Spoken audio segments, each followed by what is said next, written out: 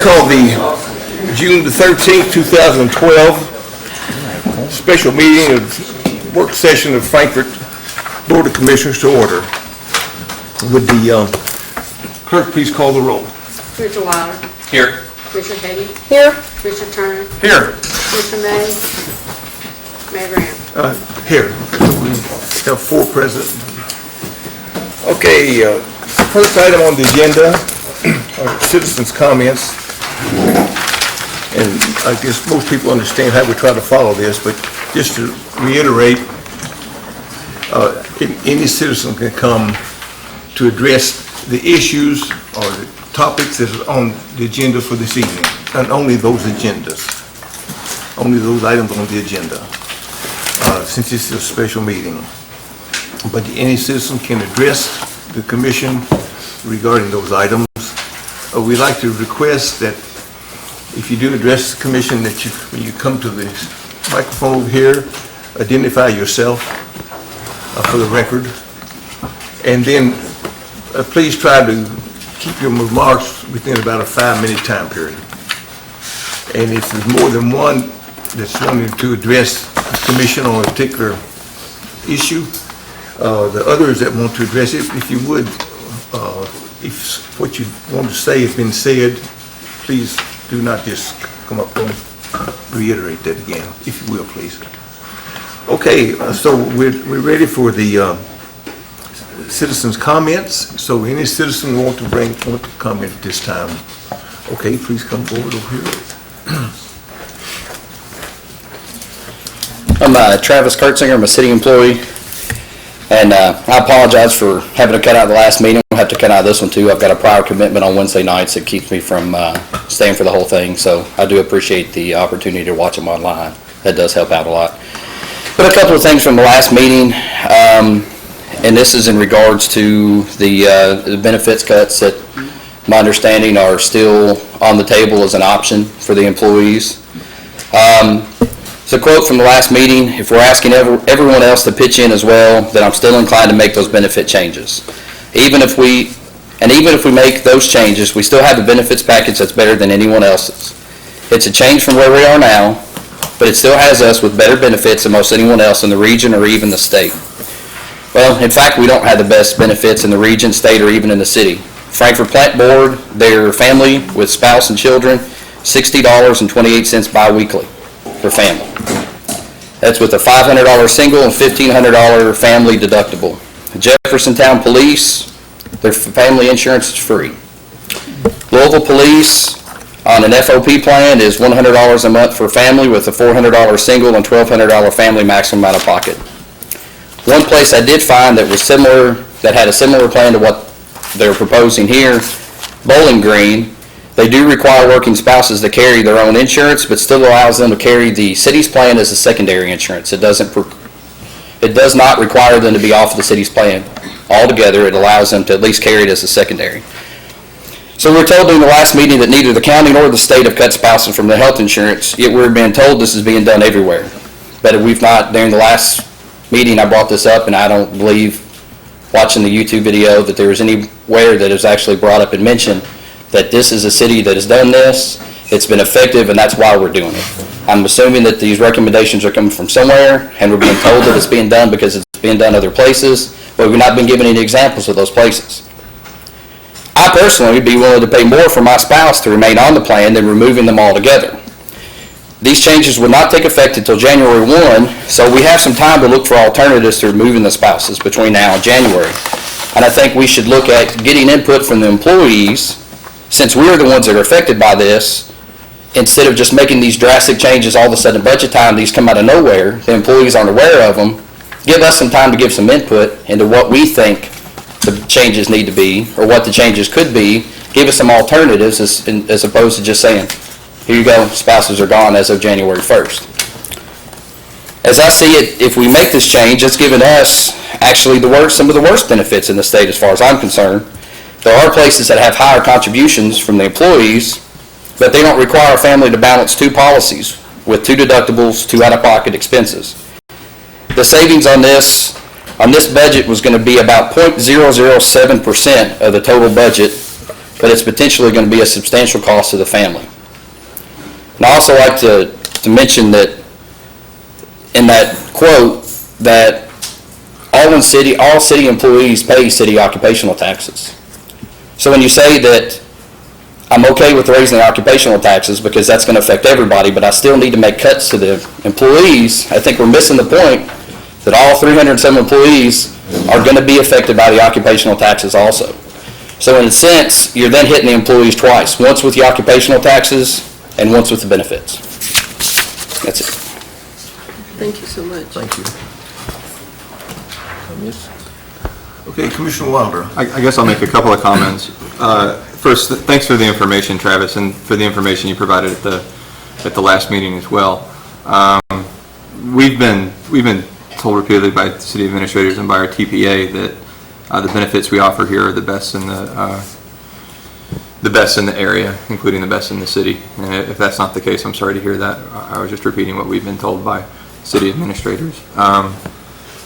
For what it's worth, some of the other options that were looked at in terms of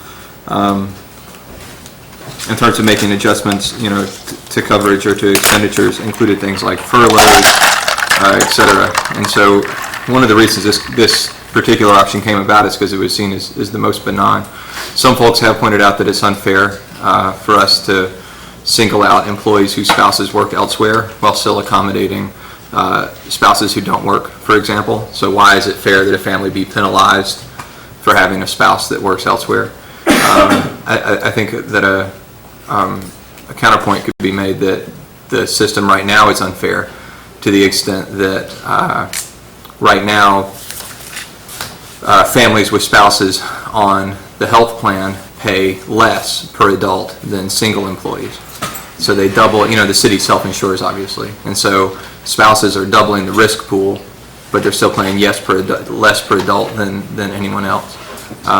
So obviously the only fair thing to do in that sense is to simply subsidize all health care at the single rate. So every adult on the plan just pays the same rate. So if a couple doubles the risk pool, they pay twice as much as somebody who only has one entrant in the risk pool. And that was on the table as an option, and that would frankly save the city a lot more money, but that was rejected because that would have an even more adverse impact on even more employees. So in other words, that would cost everybody with a spouse more than this option is going to cost anybody. So or at least that's the way, in terms of the numbers that were given us. And if folks, think that that's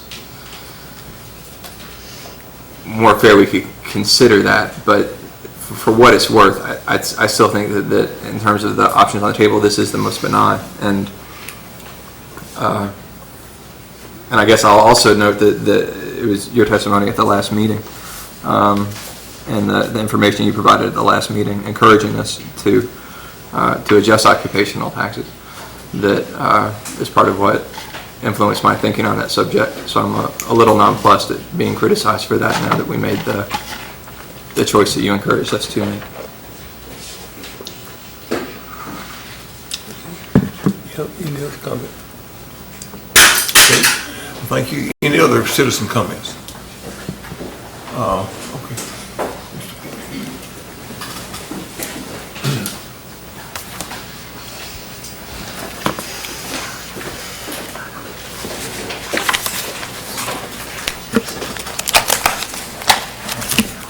I'm Jerry Bailey.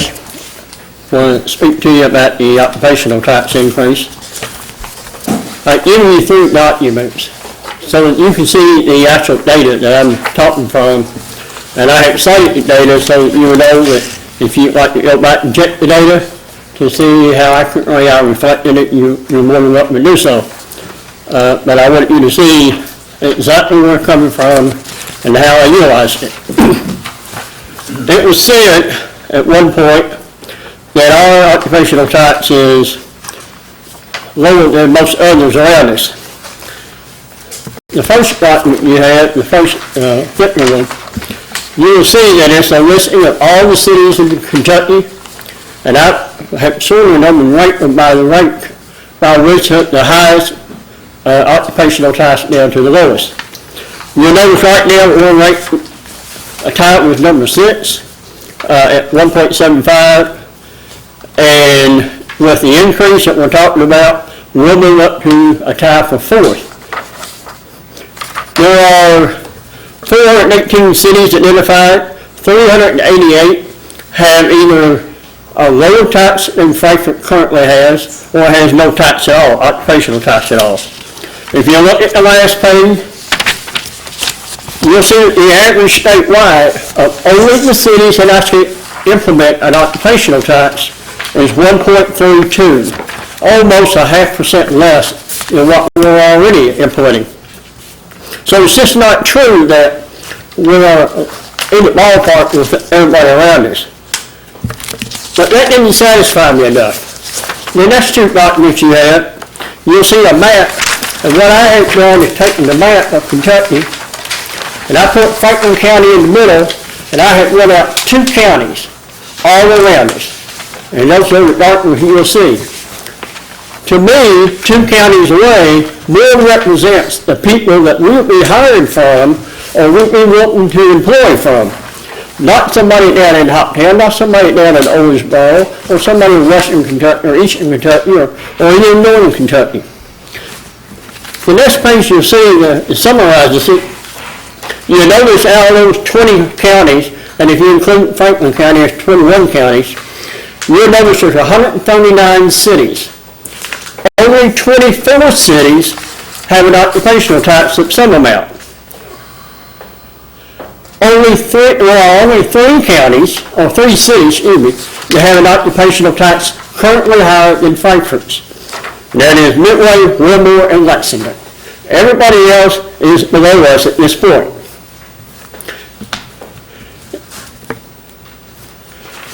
Taking some more summary, what I have looked at, if you took that same data that I have on the summary here and you backed out the counties that have the same population as Frankfort will have, somewhere between the 25,000 up to 30,000, you'll still see that the average of those cities implementing that occupational tax is 1.31, almost identical what the statewide average is.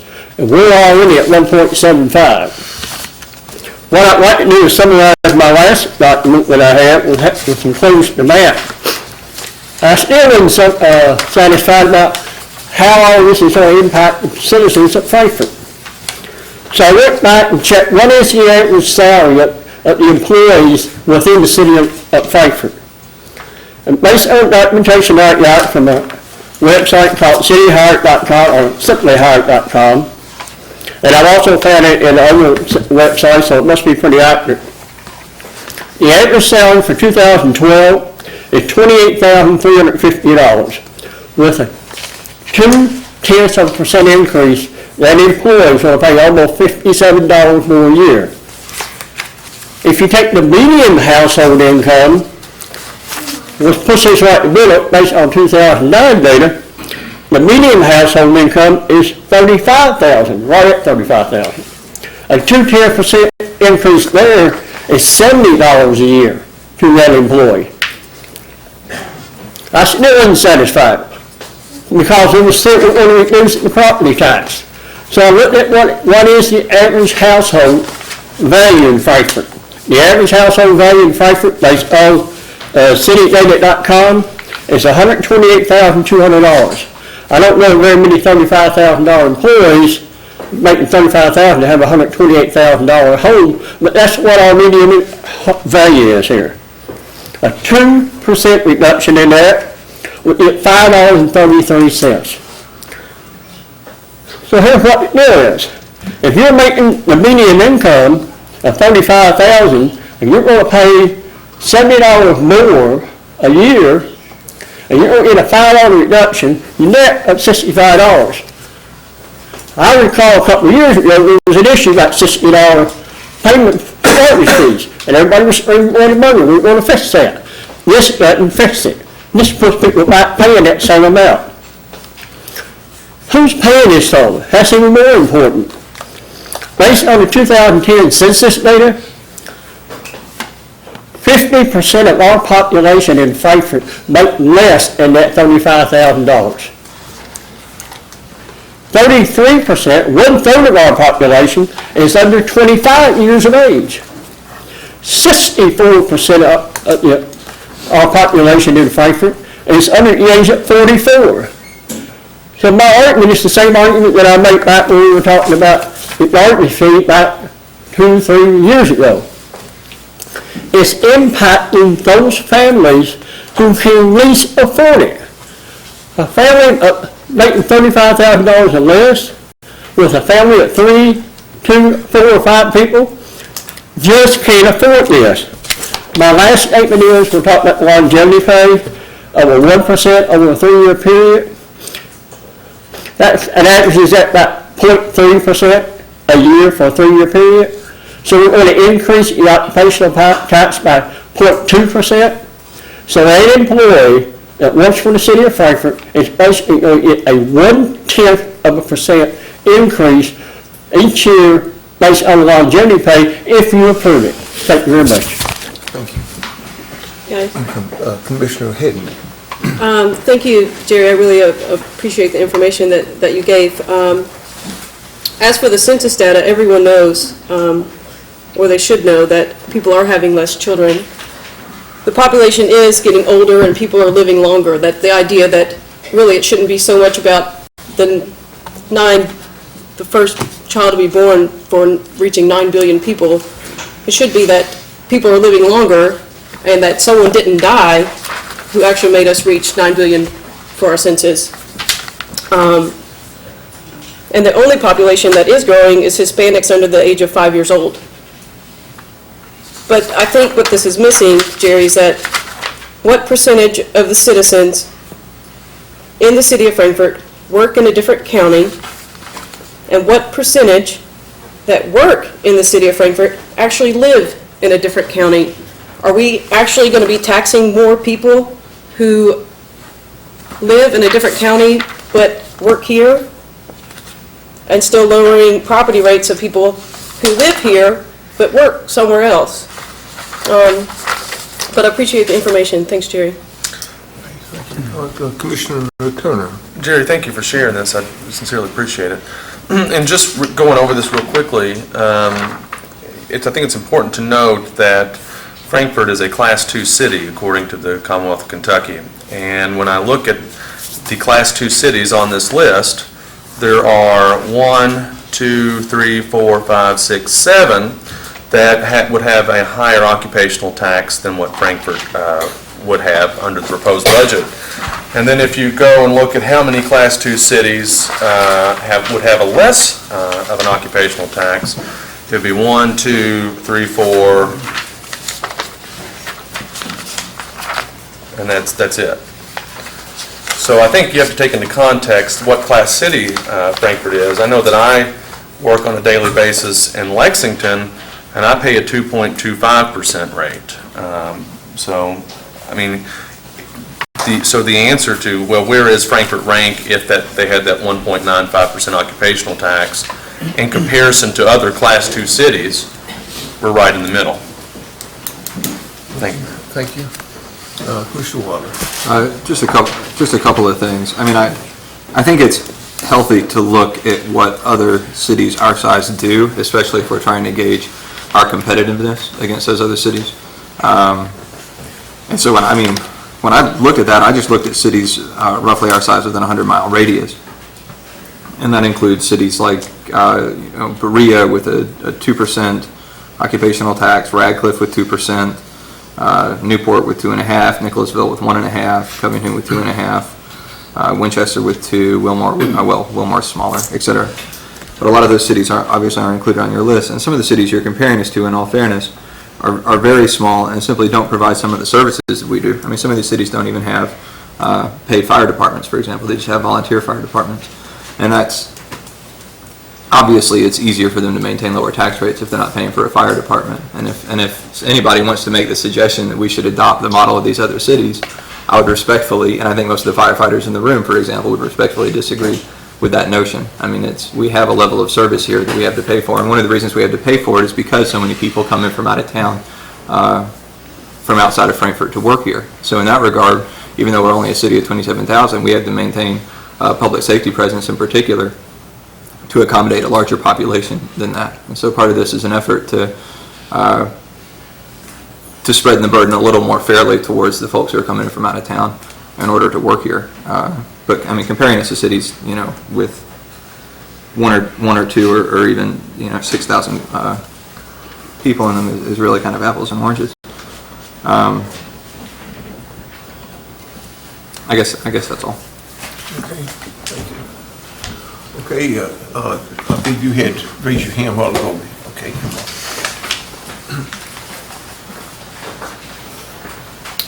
I'm Patrick Jeffries.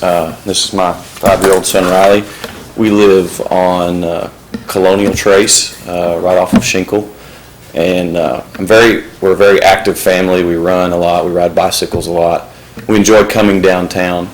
Currently, I can probably do that some, but I can't ever bring him with me downtown via bike or running or walking because Shinkle Lane, as you may or may not be aware, does not have a sidewalk between our neighborhood and Main Street. It's about, specifically about 3/4 of a mile or so from my neighborhood to Main Street.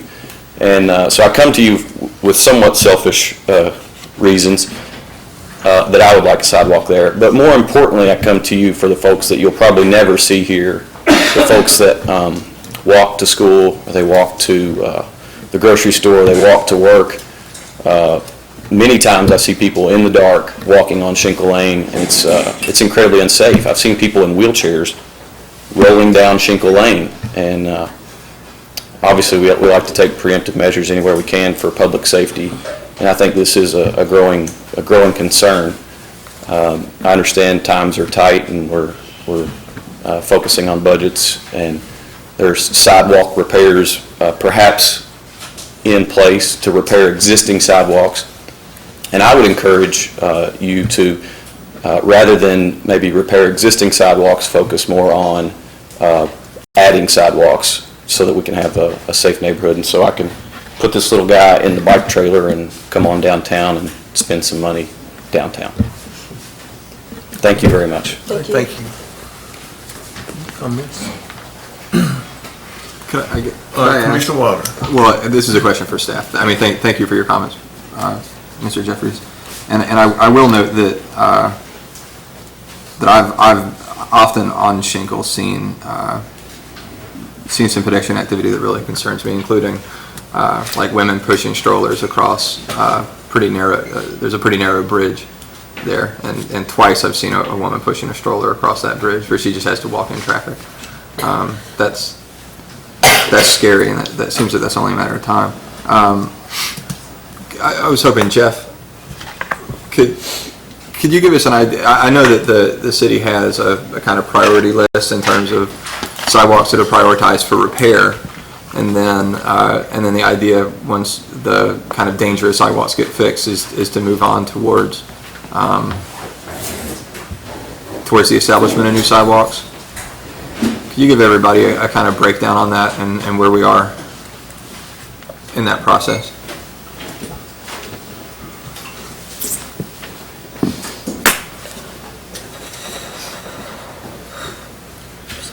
Yes, I will. This month, we have 3 bid awards on the agenda for June, and those 3 projects are earmarked for Sunset because we have some drainage issues and some really bad sidewalks.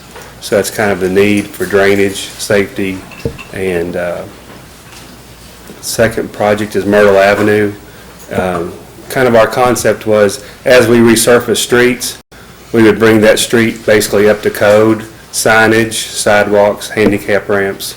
So that'd be kind of our trigger of how we would get around the city. Likewise with the transportation cabinet, when they resurface, that would trigger the cabinet to do the handicap ramps along their roadway as well. So over time, we would be able to knock it all out as far as the sidewalks. The third project area for June on the agenda is South Frankfort. We've kind of broken South Frankfort down into 4 quadrants. So this will be the first of the 4 quadrants. And I believe we're about, with these 3 projects, $170,000 of our sidewalk money will be spent, and we were trying to keep it within the $300,000 range. So I think Walk Bike tonight was going to do a presentation on Schenkel Lane. Right now, the policy is written that we would do our maintenance on our existing sidewalks as our first priority, and that's kind of our direction from you all. But you all could redirect us to consider a new project due to safety, and so I think that's what their presentation is based on, is maybe giving us some redirection, because our policy doesn't really allow us to go out and build new. So we have money I guess, to do, if we're redirected to go in a different direction.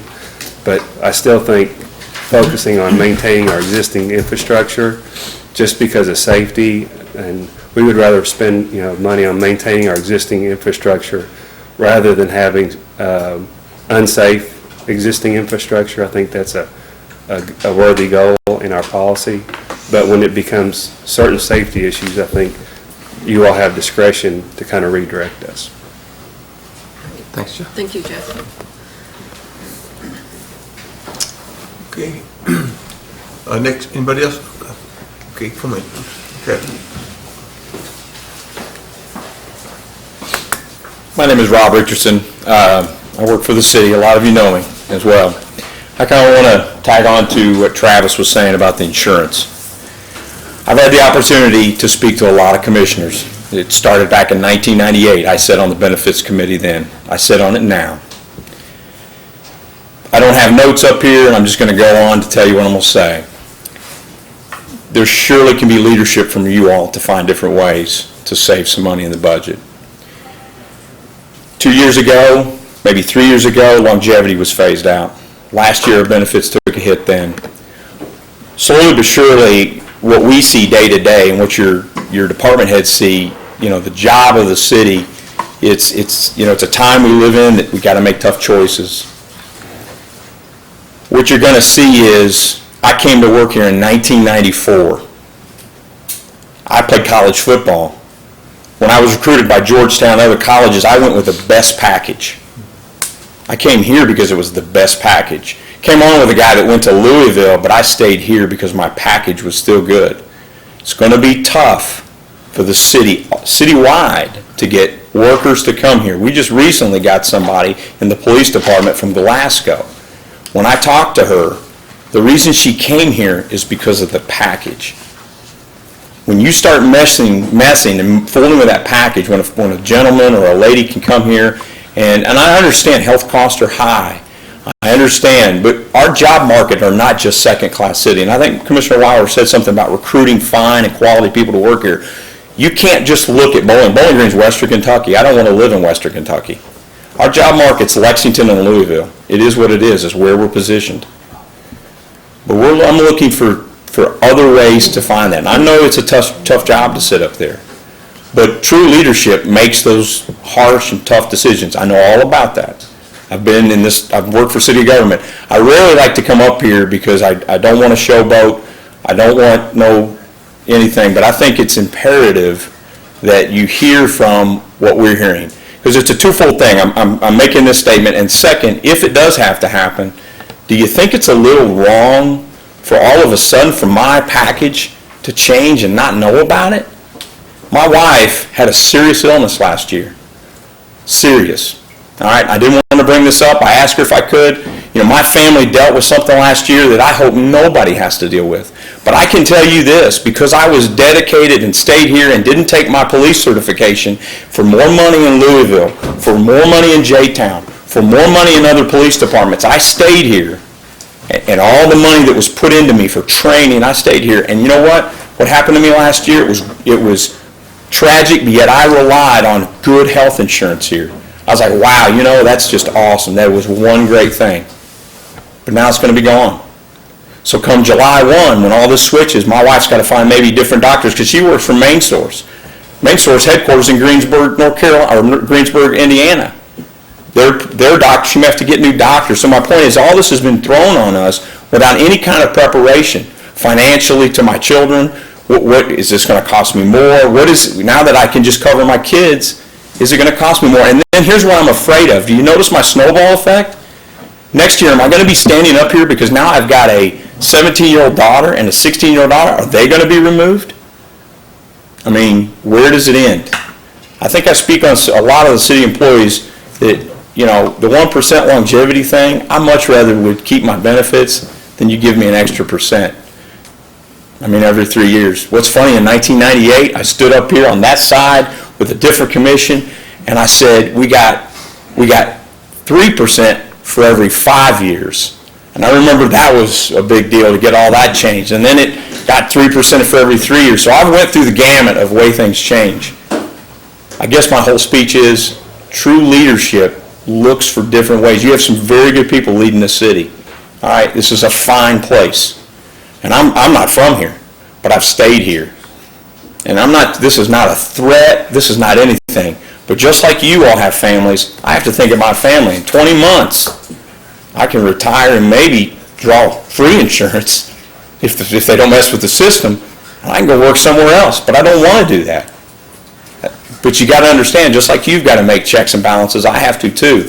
And what you're going to find is, who are you going to replace me with? All right? And I'm not saying you have to love me. I'm not saying I'm all that. But I'm just telling you, it's just the new people. I will cut it off, Mayor. Sorry. Thank you. Thank you. Thanks, Robert. Any comments? Okay. Anyone else? Okay.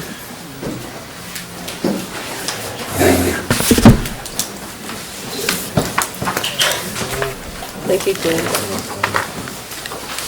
Thanks, guys.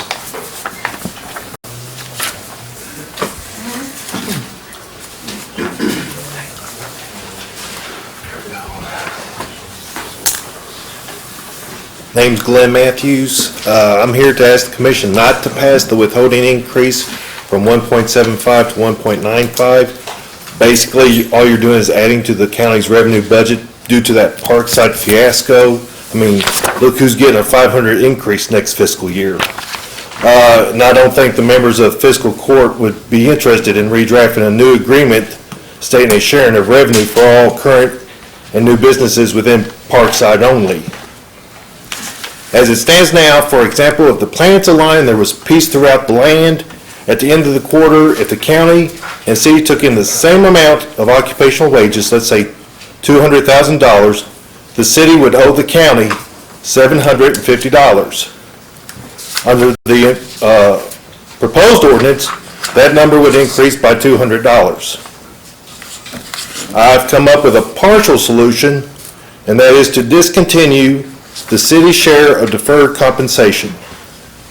Currently, after an employee completes 1 year of service with the city, based on their health insurance status, single or family, the city puts money into a 401 account for that employee. In the beginning, the amount was based on a benefit package formula, but due to the IRS rule changes that state where if there's a change in contribution by an employer, new forms must be signed by employees. Our formulas change every year, fiscal year, due to health insurance, and that's a lot of forms to fill out. So the amount was frozen. Plus, in the year of its concept, the economy was good and stable. Enclosed, I've got a recap of this fiscal year along with some prior fiscal years of the money that the city spent. So in closing, the county's going to have to build a lot more Cracker Barrels and Zaxby's before they owe the city any money. Thank you. Thanks, thank you. Thank you, Glenn. Response? For what it's worth, we are going to discuss the budget later in the meeting, so I'm holding my comment and discussion until then. All right, anyone else wants to address the commission? Okay. Hi, I'm Sam Marcus. I'm here representing the Franklin County Humane Society. I appreciate the opportunity to be on the agenda tonight. I know you have some serious issues and probably a pretty lengthy agenda, so I actually am here to try to provide some context to our request to be on the agenda. And that's primarily that our annual meeting is a week from Saturday. It's the 23rd. By the way, it's at Morning Point, and there's a free lunch for members, so we encourage all of you that are members to attend, and if you would like to join as a member of the Franklin County Humane Society, it's $25 and for an annual membership, and we'd love to see you there. But anyway, one of the items of business at the annual meeting is to ratify our bylaws, if there are any changes. And earlier in the year, we proposed some bylaws revisions that affected both the city and the county. The city and the county both had representatives on the Franklin County Humane Society board. They were ex officio members. The county actually had a request that the ex officio member become a voting member. We honored that request by a proposed change to our bylaws. We wanted to do the same, and would like to do the same thing for the city and a city-appointed representative. However, what we're really requesting tonight is to get your input and to have a decision made as to what you would like to see in terms of representation on the Humane Society Board. And so the options seem to be, number one, do you want a representative or have no representation? Secondly, would you like a representative that perhaps is still ex officio? Or third, would you like a voting representative? We're simply asking you to make your decision known so that we can amend our bylaws and ratify them accordingly. So we prefer to tailor them to your wishes. We'd just like to know what your wishes are. Thank you. Okay, thank you. This is, yeah, okay, we'll be addressing this a little later. Thank you. Anyone else? Mayor, could I just make a brief comment about his response, Mr. Wilder's response? 5 seconds. Can you do it less than 5 minutes? Because we. He said 5 seconds. 5 seconds. 5 seconds? It was not, the quote was not a knock on the occupational tax. In fact, I do support that. That was my idea. It was simply stating that the employees would take the benefit, or would take the increase there also instead of the benefits. It wasn't a knock on him supporting that. That's all. Okay, thank you. Now, identify yourself. You got it? Okay. All right, thank you. Okay, any other citizen comments? Okay, then we move on. Thank you very much. Now we have first reading for the ordinance. Mr. Moore? Yes, the first reading of 3.1, an ordinance appropriating the revenue to be received by the city of Frankfort for fiscal year 2012-2013, and by summary, this ordinance appropriates revenue to be received by the city of Frankfort for fiscal year 2012-2013 in accordance with the budget submitted and hereby approved. Okay, without objection, we accept the first reading. Commissioner Wilder. I guess that would be considered the first reading of the budget, yeah?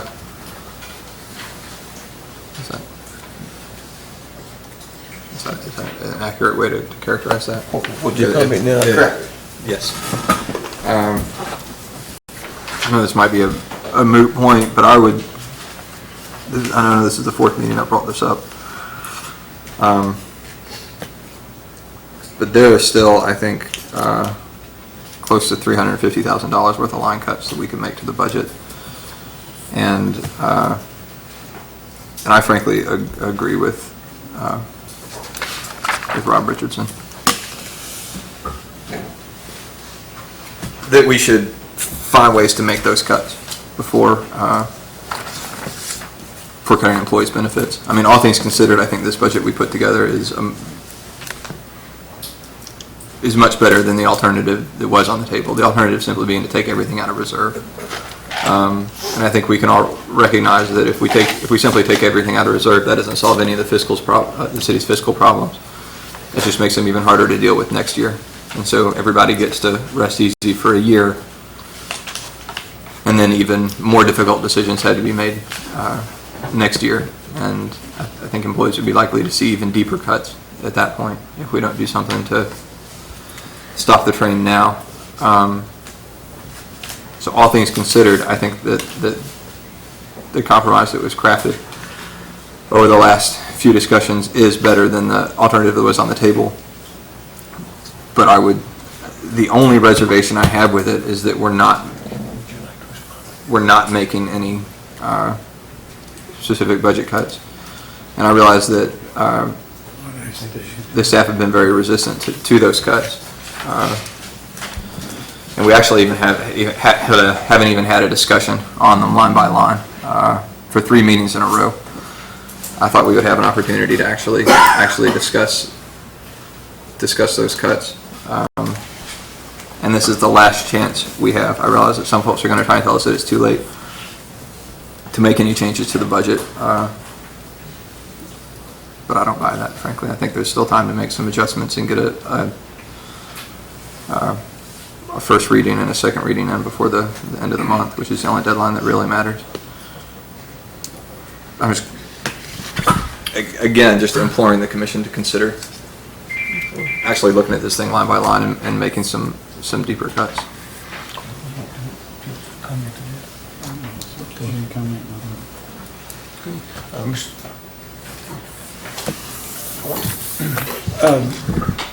My only response to that would be to sort of review what the process has been, and the initial first preliminary budget that we put together for this particular fiscal year showed a 2.8% deficit, and subsequent to that, Mr. Dawson, our finance director, and myself met with department heads, and we determined other sources of purchases for a lot of the capital equipment, which, by the way, some of this capital equipment has been deferred for 3 years. We have many vehicles that are on the road that are 6, 8 years old. We have vehicles on the road that are in excess of 100,000 miles, and we're getting further behind.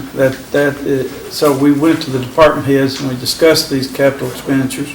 We had salt trucks with rusted out beds, which were dangerous, that we had to replace.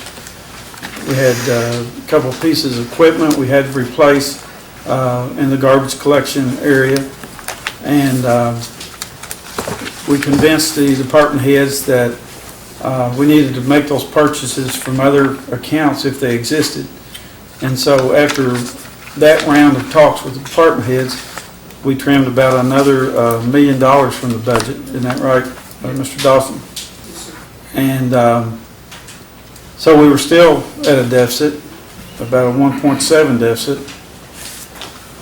So then we went department by department and asked for other reductions, and we came up with, what, $500,000, Mr. Dawson, which brought our deficit down to 1.2 million. And that's basically where we started from when we brought the budget to the commission and started talking. So in fact, we have trimmed, we have made some sacrifices. We did bring a long list of options to the commission. I think there were 13 options. And the commission made the decisions after much deliberation. So that's how we got to the point where we are now, and you know, we're going now on the decision that the majority of the commission had decided in prior meetings. Okay, Commissioner Ray. Mayor, and I apologize for being late. I had to drive back from an out-of-town meeting, as you all know, this week. But I think, as the city manager said, the department heads have been asked to go back more than once to try to trim what they felt they could withstand out of their budget. And we're talking now about not projects, but we're talking about equipment that would have to, anything further would be equipment that's used on a daily basis. Is that right, City Manager?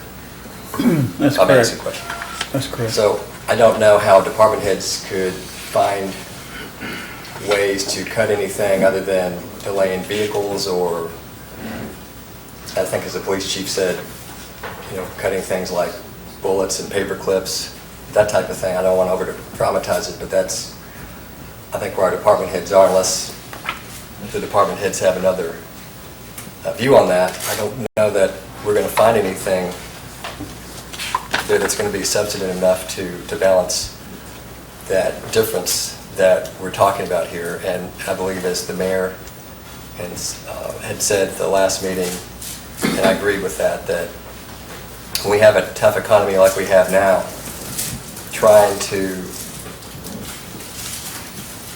tax our way out of this dilemma for this year, I don't know that's going to help with the community much, because they're feeling a big pinch too, and it's been, I guess, we're in the fourth year, if some people count it that way, from 2008 when this recession hit.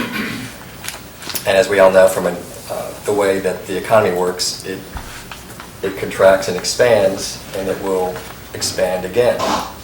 And I think at this point in this year, I would rather see us use the reserve account, which is there for this type of purpose, to help get us over humps, to avoid having to cut employee benefits anymore, because I don't know, and I don't want to speak for our employees, and I haven't had a chance to talk to many of them since I've been out this week, but I don't know how they can stand any more cuts, and if we increase the taxes, they're going to feel that too, not just from the loss of some of the benefits. So I think with surely to goodness, another year of this economy, it has to go up, and it will go up at some point. And I think we can wait that out and get through this by doing what we said at the last meeting or the meeting before, that we can use that reserve account to get through. And as we all know, in Kentucky, all budgets are balanced every year, whether it's from one account or another, and we call the reserve account our reserve account. But it's all general fund money, and we just set that aside, that we try to unbudget. It's really called unbudgeted. I think you might want to maybe think of it that way. So that's what I would suggest, Mayor. Okay, thank you. But I'd be glad to hear any department heads, if they have a solution to finding areas in their departments that they can cut further. I'm all ears. But I think I trust the city manager and the department heads enough to know that they've gone through there more than once. Okay, thank you. Commissioner Wilder. I understand that. I'm just requesting that the commission go through it, because we haven't even gone through it one time. And we've got items like, in the communications budget, motor fuel, we spend a few $100s every year, less than $1,000. So I don't see the need to budget $8,500 this year. I think we can save $7,000 just by reducing that line to $1,500, which is still more than we've ever spent in the past. Publicity in the police department. Spent $6,358 in 09-10. Spent $5,768 in 10-11. Spent about $10,000 this year. So I think we can budget $12,000 for that instead of $26,000. That's $14,000 in savings right there. I mean, I could go on and on. I've got tons of these dog legs.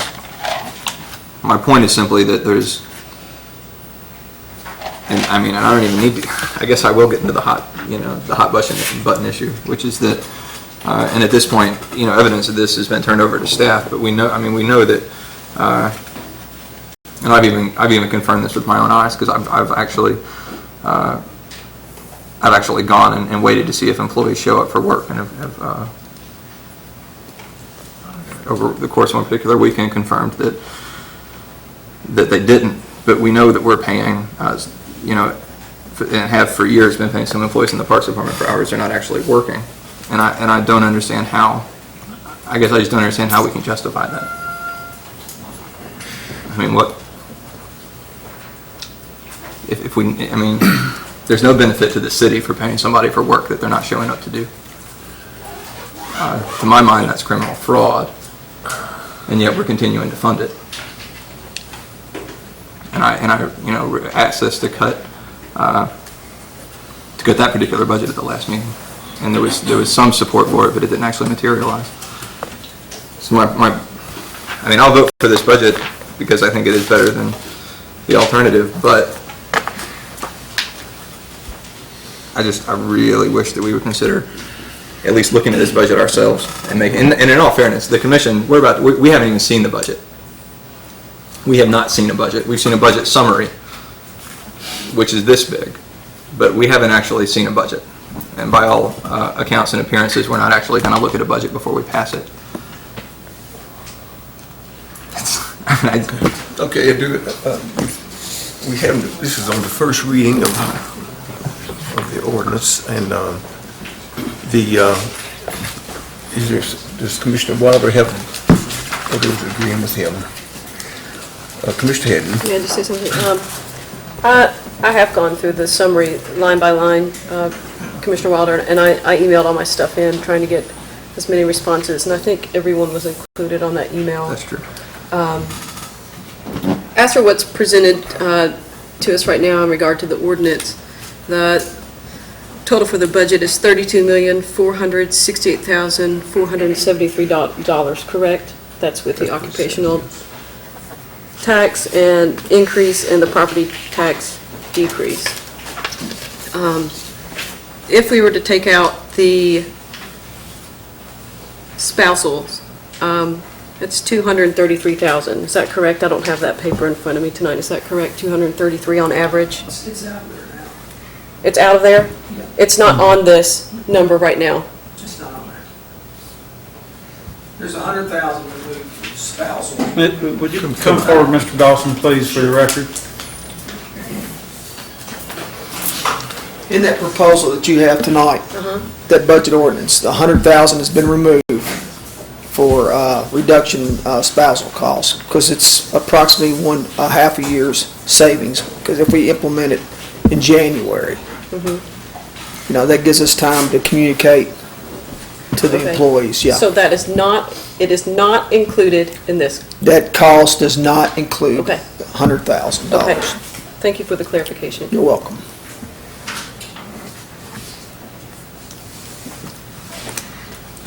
I'm fine with passing the ordinance as it's written.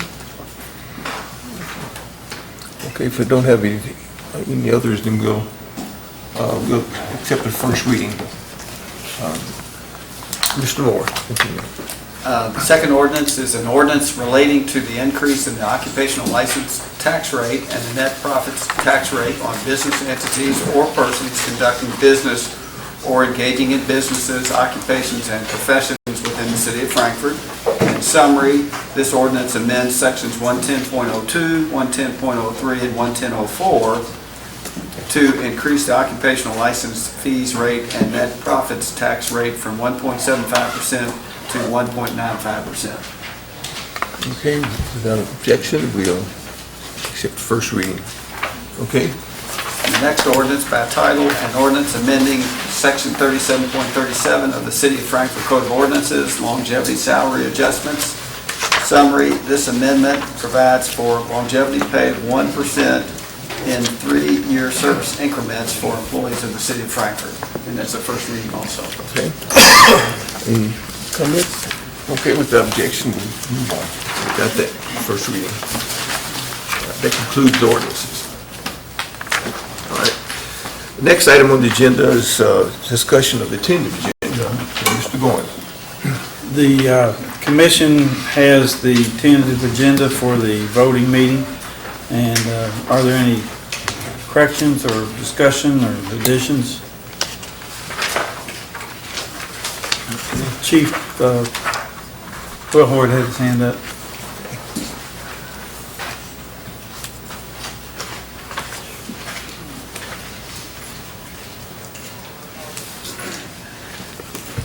With your permission, I'd like to add 2 conditional offers of employment. Apparently, I'm going to have to find Richardson's replacement here. but, It'll take two to replace him. it would take two to replace Captain Richardson, I assure you. But we're just in a process of looking for candidates to build our staffing back up to our cut-down level, actually. Am I accurate in that you have two officers on military deployment? I do. Right now, on my table of staffing, I have two officers that are on at least a year-long military deployment, one of which has signaled his intention to retire after he comes off of, he'll have his service credit in for the police department. He has indicated that he wants to retire. So this is just replenishing the troops, trying to keep our level at a sustainable level where we can keep officers trained and new blood on the force. Thank you. Thank them for their service.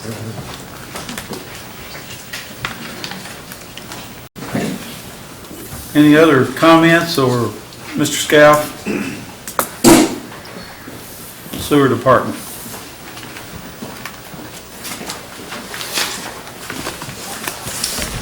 Thank you. I am requesting to add two items to the agenda. We learned late last week we have two projects that require a memorandum of agreement between us and Fish and Wildlife to proceed with the projects, and I'd like approval to get both those MOAs on the 25th of June so we can continue with doing what we do. No opposition to that? Okay. Thank you. City Manager, Yes, sir. if I could, Mr. Dawson and I had a meeting today, and Mr. Dawson has been considering for some time amending the business license and the itinerant license in the city of Frankfort. And what he'd asked me to do is to prepare an ordinance for your review, which would provide, instead of a business license and then a separate license for itinerant merchants, just to have one business license that's on one calendar cycle instead of a business license that's on one cycle, and the itinerant merchant's license is on a different cycle. And it's very difficult to monitor, particularly for the businesses. And so, with your permission, we'd like to add a first reading for an ordinance which would increase the business license fee from $35 to $60, and that would be per year, and then to do away with the itinerant license, so that everyone doing business in the city of Frankfort, whether you're a permanent business or an itinerant merchant, is paying the same amount. And they would be on the same time frame. And that will make it much easier for the administration of that. Commissioner Hayden? What's the itinerant amount right now? It's, Well, 25 plus the minimum 35. right, the normal business license fee is $35, Right. and the itinerant fee is $25. And so when they pay both of them, of course, they pay $60. And Mr. Dawson has reviewed the financial information from last year, and if we just have a flat $60 initial business license fee, then that takes care of the itinerant business license issue, and they're paying the exact same amount. It would increase the business license, the bottom amount for the business license for people doing business in Frankfort, from $35 to $60 a year. Commissioner Hayden, you finished? I just have one more question. What's the county rate? Do you know the county Do you know what rate? the county Well, I rate? know I don't think they have a minimum, but they pay 1%. But I don't think they have a minimum. 1% of what? 1% of net profits. Okay. Yeah. That touches into the question I was going to ask, which is, and correct me if I'm wrong, I guess I'm just asking for clarification. Sure. Let's say, let's say I owe my annual business license fee, which right now is $35. Yeah, the minimal. Maybe 60, Yeah, if sure. you pay the minimal, And yeah. let's say that I only owe $5 in taxes because I didn't make any money, then I pay a $35 fee. Correct. If I owe $100 in taxes, then I pay $100 in taxes and the fee comes out of that, right? Well, So I pay $100 you just pay the plus lesser of the two, Exactly. 35 or whatever the percentage works out to be. So in this case, if you owe $100, you pay the $100, but, Right. right. Correct. So in other words, it's not a fee that everyone pays. And in blunt terms, as in like and in practical terms, it's not a fee that everyone pays necessarily. As in, so if you owe more than $35 in taxes, this doesn't affect what you pay. This wouldn't, or if you owe more than $60 in taxes, this wouldn't affect what you pay at all. Is that- Right, as long as when you get above the $35 threshold, that's, that you kind of go outside of that realm. Do you even informally have an idea of how many folks land on which side of that threshold? I ran the numbers today. I think there's about 1,500 folks that pay the minimal, $35. 1,500. Out of how many folks who have licenses? I think there's probably around 3,000 to 4,000. I'm not positive. I'd have to make sure, but I think that's a legitimate number. About half the people pay the minimals. That's what. And of those people, do you have any idea of how many are itinerant versus? Yeah, I think there's 1,000 folks that are itinerant, I think. Out of 4,000, maybe a fourth of them are itinerant. So to be clear, right now itinerants pay 60, and under the new proposal, itinerants would pay 60. Yeah, right. There would be no impact. Just making sure, just for clarification. Yeah. Thanks, Steve. Okay. Thank you. Thanks. You all in agreement to then proceed with this for the first reading? Okay. Any other tentative agenda changes? Mr. Mueller, Planning and Code Enforcement. Mine's not a change or an addition, but I just wanted to know if you had any specific questions or wanted me to give a summary. I had two ordinances on here for the 25th. One was pretty substantial, so I didn't know. But if you don't have any questions, I'm good. But if you do, I'd be happy to address it. Thank you very much. Other tentative changes or additions? That's all, Mayor. Okey-doke. Now, next we're on the staff comments. Any additional staff comments? Are there additional staff reports? Staff comments? Seeing none? Okay, and then it also has done city manager's comments. You got any more comments? No, sir, I don't at this Okay, time. Okay, good, thank you. All right, next we're down to old business, and the first topic has to do with, Mr. Boyd, has to do with garbage carts and automatic upsizing.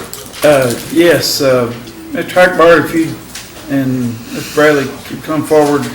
We've had, this is a carryover discussion that we had in prior meeting about the possibility of automatic upsizing garbage carts for frequent offenders of overfilling the carts.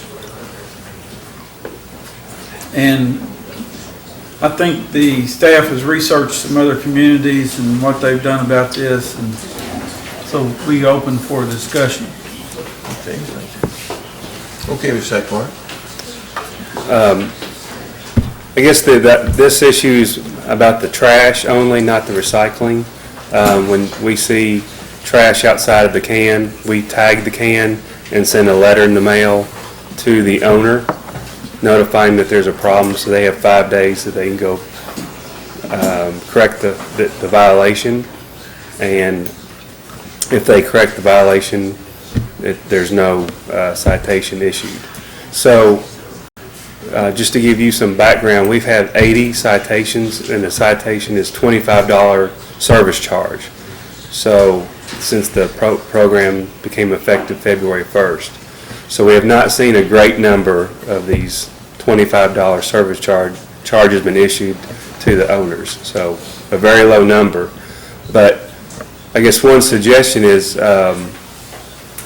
in Gainesville, Florida, we mentioned back when we were kind of developing the ordinances, one other option would be to, if there was an owner that had a can that was constantly overfilled, in Gainesville, they would give that owner 3 written notices, and after 3 written notices, they would just simply change out the cart, and they would upsize the cart, because obviously the cart was too small for their needs, rather than doing the $25 service charge.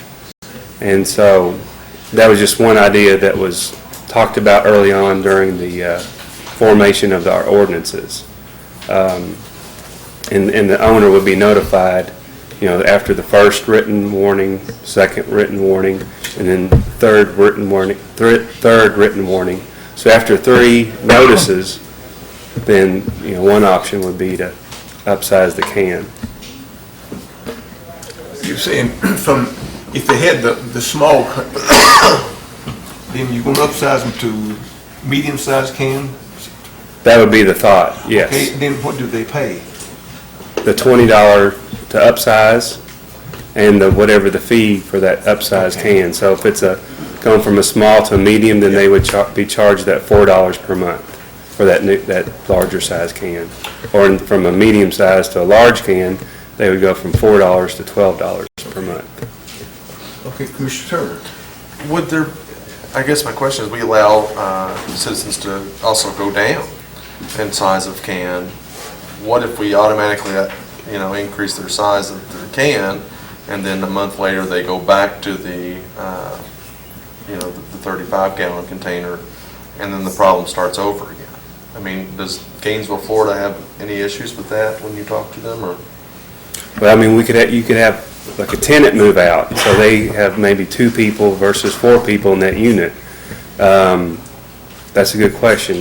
We didn't see anything that deals with that. If there's a move out and there's a change of a tenant or a change of an ownership, then you kind of clean the slate and so that, I don't know that. I think at this point, we're just kind of monitoring what we're doing, and I just wanted to get you some numbers today that in terms of it being a problem, we don't see it being a problem today. Our violation letters have really dropped. People are complying generally with the trash ordinance, and very few citations are being issued. I think the biggest thing is our code enforcement officer is going out and communicating with owners and knocking on doors, making telephone calls and communicating what the problems he sees, and the owners are learning as we go forward. So at this point, I don't think we are suggesting changing the ordinance, but to continue monitoring what's going out in the field, and then coming back and communicating with you all. If we see a problem, to come back and let you all know what we're seeing. But as of right now, we don't see a whole lot of $25 service charges that we're sending out. So I think that's sort of where I'm at on this discussion. I think that if we saw a major spike in this becoming an issue throughout the community, then I think that's the appropriate time to begin talking about automatic upsizing, and I think it is a very valid option that we would need to consider. But being 6 months into the program here, or 5 months into the program here, I don't know if that's enough data to really see if that's at this point is a warranted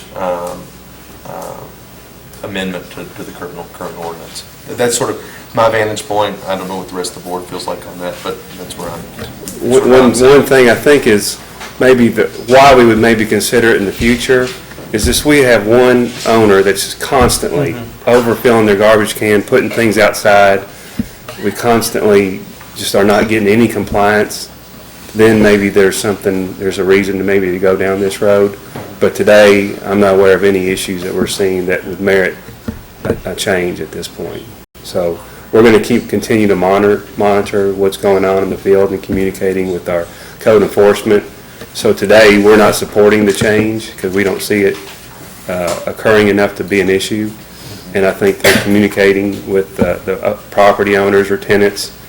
I think people are getting in line with the program. And I think that, one of the things that this commission has worked very hard at trying to do in developing this program, as well as as staff, and especially staff, is trying to make this as easy and open and as possible, while at the same time giving citizens the maximum amount of choice in their options or how they go about it. And I feel like that this could be a little more restrictive than what we've done up to this point in terms of trying to make it open and easy as possible and giving people more choice. But if this issue does become a problem, like you said, if you have several owners or several customers who are just flat out willfully ignoring the rules, then I think at that point that would be a needed decision to be made. Okay, Commissioner Wilder. Well, first of all, I think we're all aware that we do have a problem, which is that folks are requesting more small carts than are available. I mean, I think that's the problem, and that's the reason this came back up for discussion, is that we need to, it would be ideal, instead of buying new small carts, it would be ideal to free up some of the small carts that are currently in use and that are underserving the households that they're at for one reason or another. You say that 80 citations have been sent out. I assume that, can you give me an idea of how many notices have been sent out, how many letters? I can't, I could. We can get you that information. I don't have that information today of how many just written notices. I won't That's much higher than it. Do you even have an estimate, like triple digit, 4-digit? I can say that after speaking with our code tech, the majority of the written notices have to do with content and recycling. Sure. And it's just that learning curve of the citizens learning what's acceptable within that recycling card. Sure. So even the majority of the written notices are not because trash they're overflow. putting trash overflow. That's correct. For what it's worth, then, I mean, even if we don't go down this road, at this point, I would at least be in favor of ditching, or at least issuing some kind of moratorium on the fee to upgrade. Because right now, anybody who upgrades from a small cart to a medium cart is saving us money, because they're preventing the need for us to purchase that small cart elsewhere. They're essentially giving it to us. I would like to point out, though, that we have an order in for lids. We have small recycling cans available. Okay. We just need to switch out the lids. The lids, and that's why, if you'll remember, the commission decided not to mark the carts themselves. So that order's in, and we're just waiting for it to come in, so we can start filling some of those. Well, that satisfies me, though, because the word on the But that is a possibility at some point carts. to have a one-time switch out, if everyone wants to switch out, and they're willing to pay the monthly fee. Sure. I mean, because obviously the point of having that fee is we want to encourage the smaller carts, and so the switch out fee, the fee to upgrade and not to downgrade, took that into consideration, and it makes sense in that regard. I do think it's also important for people to have the right size cart to suit their needs, and so offering a kind of greater degree of flexibility in terms of the size or impact of that fee at some point I think would make sense. But thank you for bringing this to us. I just want to also mention July 9th is a free week, so everybody mark your calendars if you have extra trash. July 9th is, that week's going to be where you can put out unlimited. On their pickup day. On their regular pickup day. Mm-hmm. I believe so. Well, it'll be on Tuesday, actually. Our pickup day's on Tuesday, so of that week, July 9th of that week. And we're going to do a Cable 10 show this coming Monday to kind of go over the vouchers. We're sending out, I believe, like mid-July, our next round of bills for the garbage fee. And prior to that going out, our intent is to get a Cable 10 show and kind of explain the vouchers will be coming along with the bill that you can redeem at Kroger's, East, West, and Pick Pack to get your free 6 months of bags. So we're going to kind of go over in a Cable 10 show that program. And you also, it was discussed the possibility of using the reverse 911 system to give folks a heads up about the free pickup day. We discussed in city manager's meeting a week or so ago if that was a possibility, and Mr. Rambo said that would be a possibility for the reverse 911. So we'll definitely look into that again. That's great. Thanks, guys. Okay, Commissioner Hedden. Just one more thing. With the bill that's going out, are you guys going to put any more educational information in for what is recyclable to help with the educational process? We can. Add that pamphlet back in. And was anything ever been able to put up in the Spanish? Yes. Okay. We have a brochure in Spanish Great. that we hand out.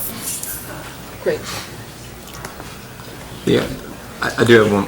The only other request I would have for the bill, and I know we make lots of requests of you guys. The billing process has confused a lot of people over the last couple of years, and I think that's almost entirely the commission's fault. This commission and the previous commissions. You know, because the fee, first it was billed in advance, and then it was billed in hindsight, and then we waived it for 6 months, and then I think lots of folks were confused for lots of reasons. On this bill, folks are going to be billed the old fee in January, and then the new fee for every month thereafter. I think we'll field quite fewer calls and confuse a lot less people if that is somehow explained within the bill. I mean, does that make any sense? It's my understanding that we're having a meeting tomorrow with the company that bills, so we'll send out the bills, and so we'll be able to discuss that and get an idea of what that looks like, also what the voucher looks like.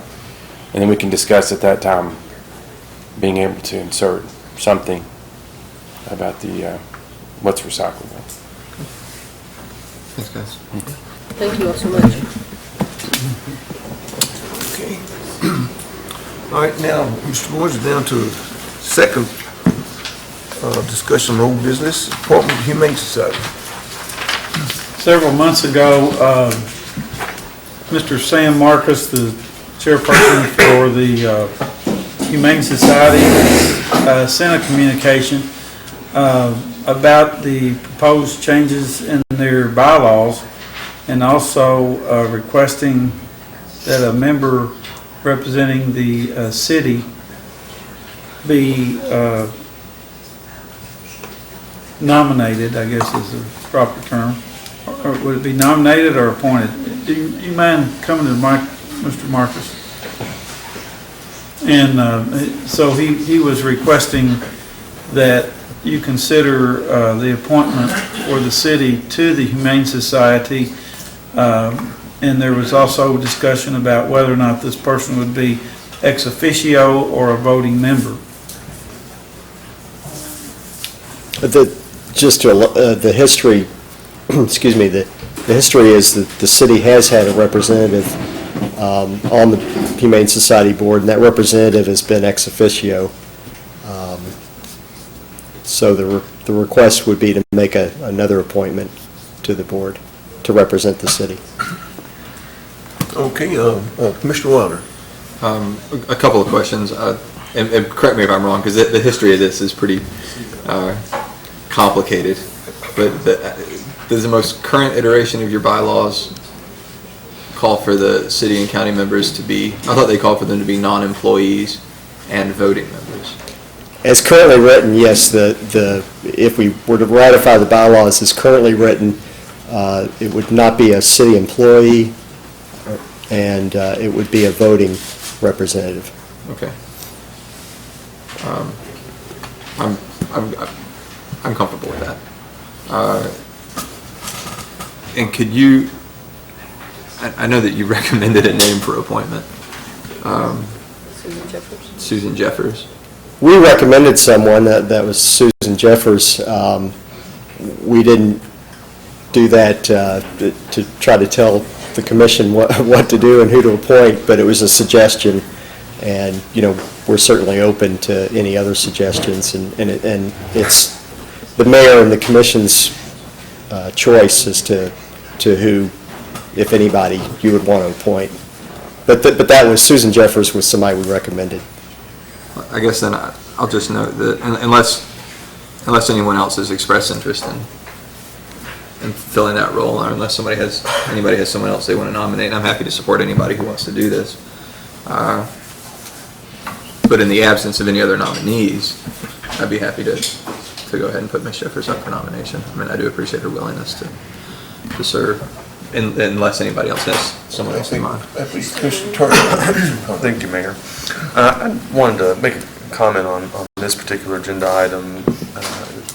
Since I first came on the commission, I think even before I came on the commission, I've been a big proponent of putting a voting member on the Humane Society Board, and there's a reason behind that. Every 2 or 3 years, there have been issues that popped, and it's been a tumultuous last few years with the Humane Society, and I think that they're getting going in the right direction, and I appreciate the work that you've done, Mr. Marcus, but it seemed like every few years here that issues have started to boil up with the Humane Society, and then the commissioners and City Hall's phone will ring off the hook because the people in this community know that we have a very unique relationship with the Humane Society. It's not like another contractor that we have. They're performing a service for us that we have to have done in this community. And what the response from commissioners in the past is, well, it's just a contract and we really can't do anything to enforce it. We could end the contract and then we'd have to take on all the animal cases on the city, which would increase the budget, so we're just going to leave it and not do anything right now. And I don't really feel that that's a very acceptable way to not only operate as a commissioner, but it doesn't really solve any problems, and it just keeps it going down, snowballing down the road. Having a voting member provides the commission with a sense of oversight onto the Humane Society so that we actually can get something done.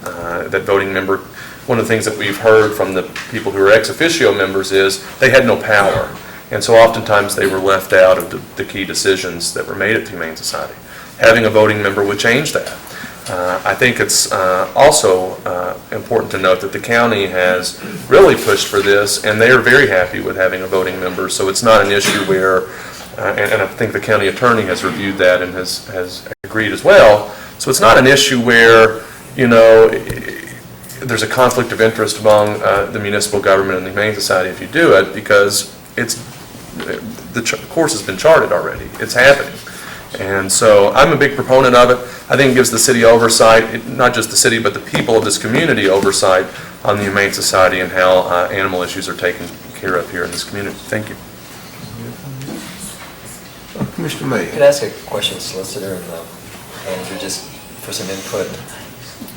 Have you all had an opportunity, either the city manager or the city attorney, to look at what type of risk, if any, the city would incur if the city had a voting member on the Humane Society Board, since it's a private organization? A couple of things.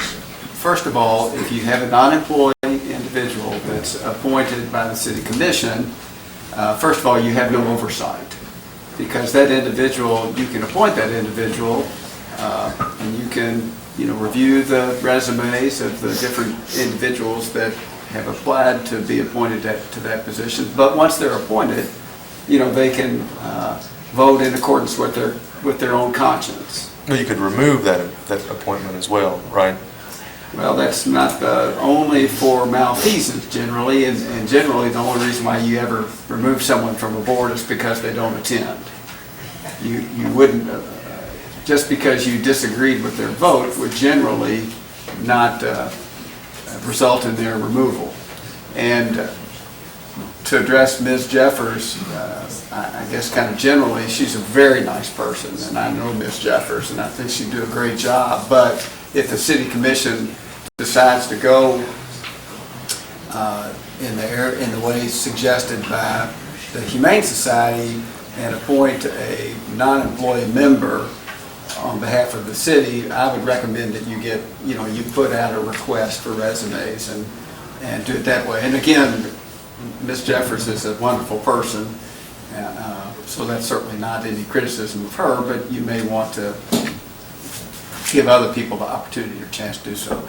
With respect to potential liability, you know, in Kentucky, if you've got $180, you can sue anybody for any reason.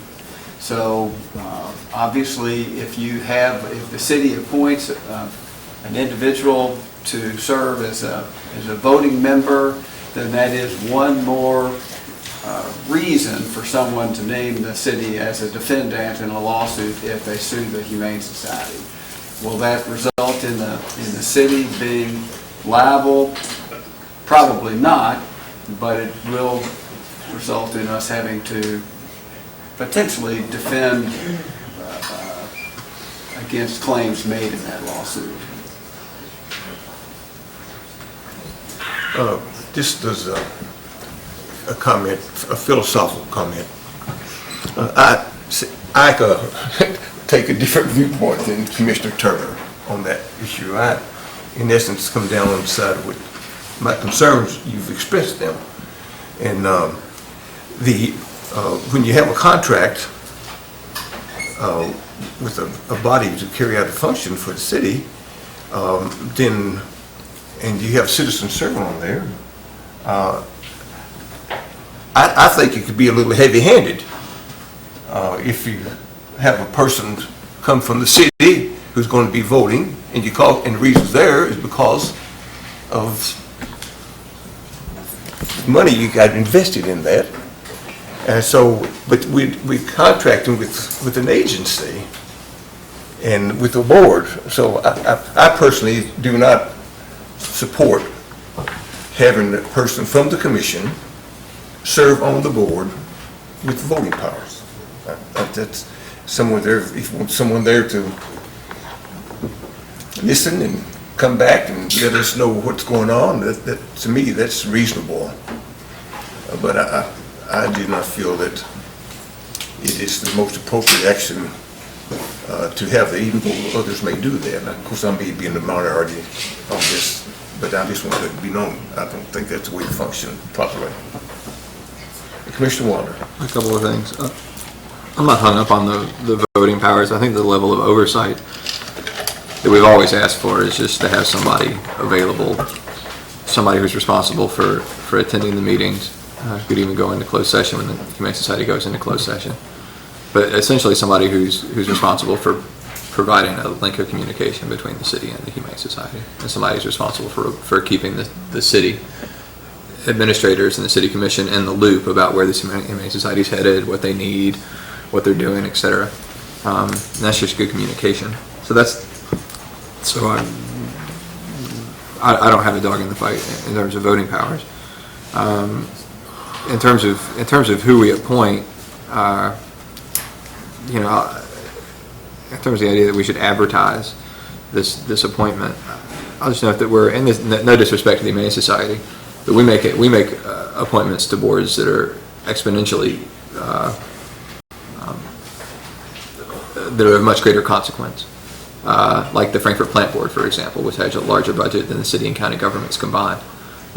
You know, the city commission, well, the mayor nominates and the commission votes to approve those appointments, and they might be informally advertised from time to time, but the city, to my knowledge, never actually advertises, never actually, you know, sends out a request for resumes in terms of making those appointments. I think anybody's welcome to solicit their name for consideration, and it's certainly the mayor's prerogative to, you know, to ask around and see if anyone's interested. But I don't see the need to hold the Humane Society to a higher standard than we hold the Plant Board or the Architectural Review Board or Code Enforcement Board, etc. So and this appointment has been on the table for months at this point. We discussed it publicly for months. It's the fact that this seat is vacant and then we're looking to fill it has received more exposure than any other board appointment in my 3.5 years at the city, including board appointments to the Plant Board. So I think if anybody were interested, I'd say that this position has already been advertised more than any board appointment I've ever seen. So like I said, in the absence of anybody coming forward and putting their name forward, I'm happy to go ahead and nominate Ms. Jeffers. And as far as I'm concerned, whether or not this nominee has voting powers, I'm happy to leave that to the discretion of the Humane Society and whatever bylaws they choose to ratify. I don't think that's a decision that we need to make, and I'll accept any decision that the Humane Society wants to make in that regard. Commissioner May. Mayor, I just want to say too, I appreciate Mr. Marcus and all the volunteers at the Humane Society for doing what they do. And I know that my wife and I have contributed personally to the Humane Society and support for many, many years. And I would like to say though, I have strong reservations, and I've had this in the past on other issues that have come up, not just on the Humane Society, but over the years. When the city is contracting with private agencies or individuals to provide a service, I don't think that city government or any government should have any board members voting or ex officio on a private board. Any other organization could come forward and ask us to put a member on their board. And I just have a philosophical concern about it, that government being involved in private agencies. I don't think it's the wisest thing for a number of reasons. But I would say I do appreciate what the Humane Society does for us. And I think oversight is the Board of Commissioners when we choose to contract or not contract with an agency. Okay, you have comments? Commissioner Water. I guess I'll just note that I think it's been well established that the Humane Society isn't a private agency per se, that it qualifies as a quasi-governmental institution. And I think there are some, I agree that if we're contracting with leak eliminators for work on city sewers, that we don't need to deal with that private for-profit business in terms of their board makeup or their structure. But I just don't think those concerns apply to other governmental agencies. And the Humane Society does qualify as a quasi-governmental agency, just in terms of their sources of revenue. That's fine, that's real quick. On that, can I ask the solicitor? Sure. The Humane Society and Rick Sparks, the county attorney, and I have discussed this. The Humane Society is actually a private entity, but pursuant to the Open Records Act, since it receives more than 50% of its funding from governmental entities, it's my understanding that it does. But if it does receive more than 50% of its funding from governmental entities, then it's subject to the Open Records Act. If it does not receive more than 50% of its revenue from governmental entities, then it is not subject to the Open Records Act. But that's where it is subject to the same rules that apply to a governmental agency is with respect to the Open Records Act. In other aspects, it's not it's a private entity. It is a private entity. Well, and to clarify, that's why I say quasi-governmental. That's the term that my understanding applies to the Open Records Act. Would it help you to know the numbers? I don't know that it's material to the... Okay, so we have to make you want us to make a decision tonight if we want to have a person. What we were hoping is some kind of a decision. So it could be not to have a representative at all. It could be to have a representative that's ex officio. It could be to have a voting representative. We were just hoping the mayor and the commission would decide amongst those. Do we have at least a majority here that wants to have a representative on there? Yes. You do, I believe. All right, Commissioner Water. Okay, so that's when we will have one. So next thing is, do you want an ex officio or do you want voting meetings? Commissioner Hagan, please. I say my preference is ex officio, and in the same time that it would probably take for your board to change the bylaws to allow that, it'd be the same amount of time for our mayor to open that up and hopefully have an appointment for the July meeting for the voting, that you would have enough time to get the information out, have someone to present, to be put up on the board in the July meeting, voting meeting.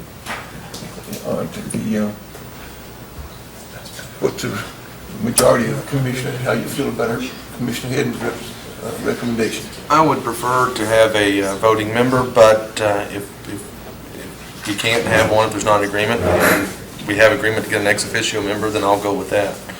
But certainly my preferences are to have a voting member. Okay. Then,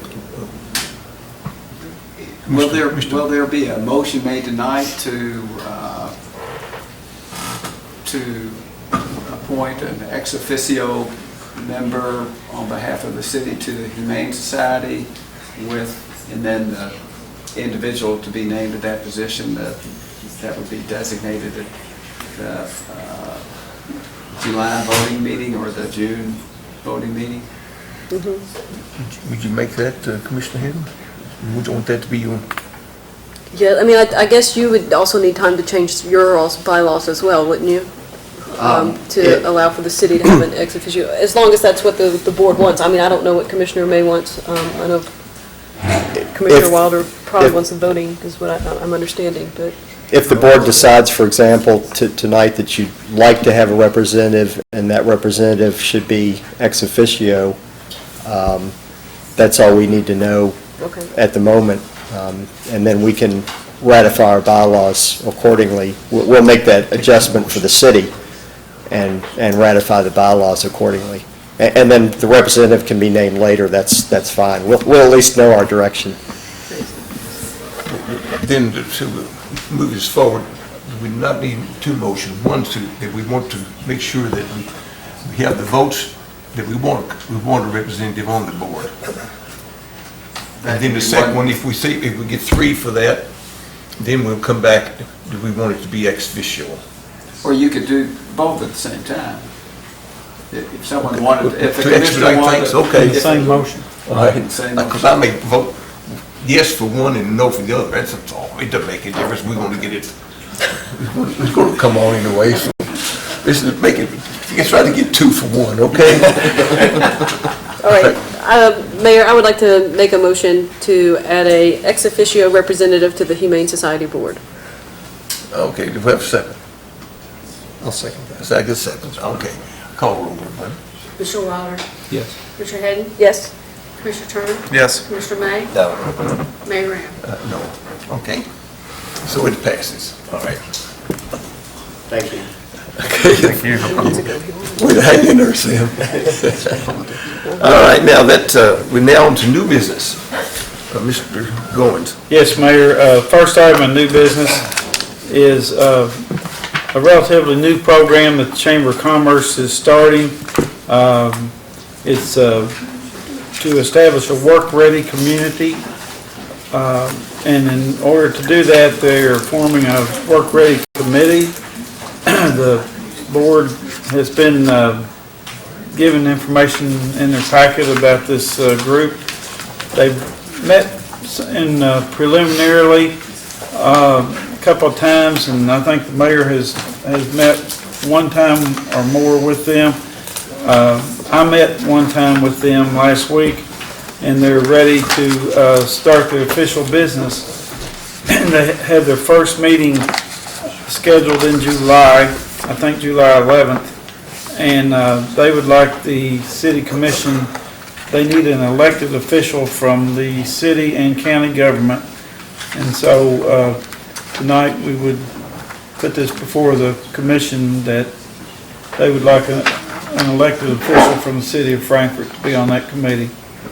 Is there anyone other besides me who would like to be a member of that?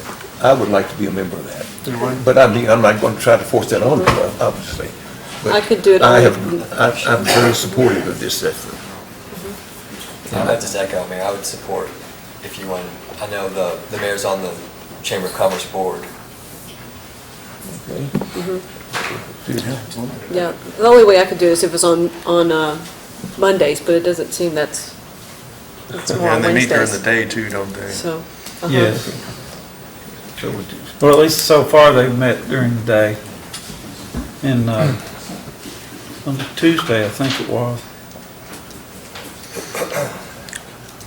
I would support the mayor. I support you, Mayor. Support me? Absolutely. I got your back, Mayor. Me too. No pun intended, right? You got this. All right, guys. I will accept that. Thank you, Mayor. Thank you, Mayor. This will be a program that hopefully will add new jobs in our community. We want. Okay. Okay, now we're down to, let's see, discussion items, and we have Thornhill, looks like. Yes, we have Thornhill Education Center tonight to come before us, and Mr. Mike Rosenstein is here, and thank you, Mr. Barry Burkett. Good evening, Hi. and thank you for allowing us to come. Our intention tonight is to simply say thank you, to show you what your funding support for this last fiscal year has accomplished, give you a brief idea of what our instructors do at Thornhill, and I know our time is short, so I'm going to leave it at that. Mr. Burkett is going to give you a lot of the information, and then I'll close and entertain any questions. Sorry about that, it's okay. Did anybody else get an empty one, or would you like a full one? No? All right. Okay, so for brief information, my name is Barry Burkett, by the way. What we've given you is a brief overview of the programs that we offer at Thornhill Education Center, including the NCRC certificate, National Career Readiness Certificate, which is part of the Workforce Ready, I forgot the term, program area. The pink sheet tells you quick facts that deal with adult education inside of Franklin County and Frankfort. The blue handout is recent media releases from the State Journal, including an op-ed piece that was written April 27th. And then we were highlighted in a program in a national syndication produced by KET, talking about technology and how we're using technology in a learning center. So that is the packet that you have in front of you. So our goal is to tell you about what we've been doing with the support you've been giving us, because we are proud of the things that we've been doing. We've been applying for city help for a while. We are in our second year as a non-governmental organization. We are no longer associated with Franklin County Public Schools. We stand on our own two legs, and we receive support from you. And once again, we'd like to thank you for that. So we've been in the community for more than 30 years, and as I said, it's our second year. Standing on our own. If we look at our statistics since 2000, we have graduated 1,675 adults. Wow. I'm sorry, that was last year's numbers. This year's numbers are 1,789 adults. This Friday we are having graduation. We have invited 114 adults to come and graduate, walk across the stage with their robes. Typically we have between 50 and 60 show up, but it's better than Christmas. If anybody wants to come, I highly recommend it. It is absolutely awesome. And so we're pretty excited about that. With the grant money that you awarded us, it was to specifically work on a program called PowerPath. National statistics show that of adult education, 80% of students have some form of learning disability, whether that be diagnosed or undiagnosed. And it might be something as simple as an adult saying, I have vision problems. So if we look at this year's current statistics, of our 114 graduates, we have, of those that went through, 32 were screened.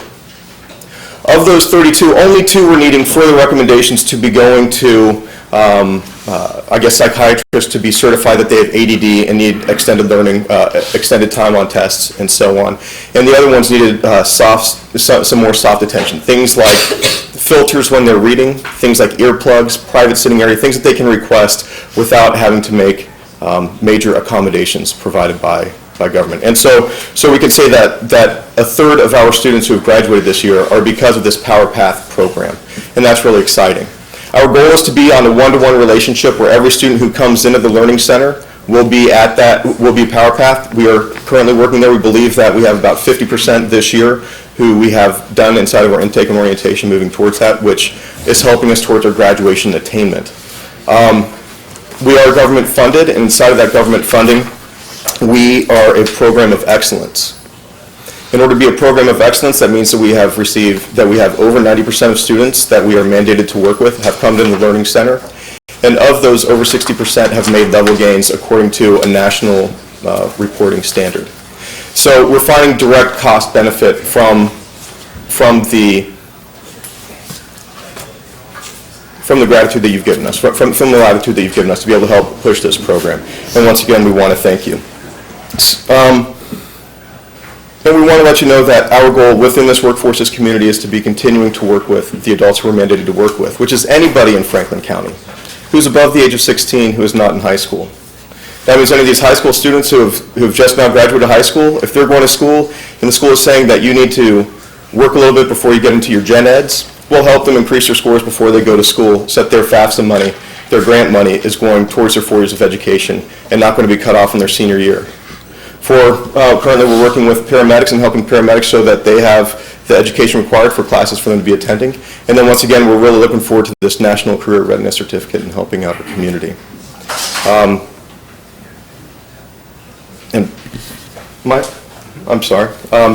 so once again, thank you very much for the support you've given us over the years. Let me bring to a conclusion our presentation. On that pink sheet I've seen each of you looking at, I would ask you to take a note that in Franklin County, and as far as we can tell, predominantly in the city of Frankfort, there are 5,000 people without a high school diploma. Pardon? 49,000. No, that's your total population. Oh, my bad. 5,000 of our residents don't have a diploma.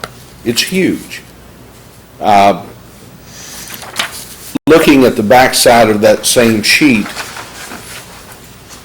I believe you are keenly aware of what it costs for public assistance, what it costs for incarceration, the fact that without a high school credential, you are 7 times more likely to need one of those two government helps. Multiplying the 1,675 graduates, not counting this year's graduates, you're looking at about a $20 million savings annually, a $36 million savings if there were incarcerated. So an average government savings to $28 million with just that group we've served since 2000. If you add to that their income, that they are now 7 times more likely to get a job, even at minimum wage, you've turned that body of people into a $12 million asset. And I'm sure most all of you have seen an economic impact study where anytime you spend $1 in this community, you count it about 7 times as that wage keeps getting respent within the community. If you add to that the extra $7,000 of average income that a student or a person would earn with a credential, that's another $8 million, giving you about a $21 million revenue. So a $28 million savings added to a $21 million revenue gives you about a $49.9 million economic impact from a $500,000 program.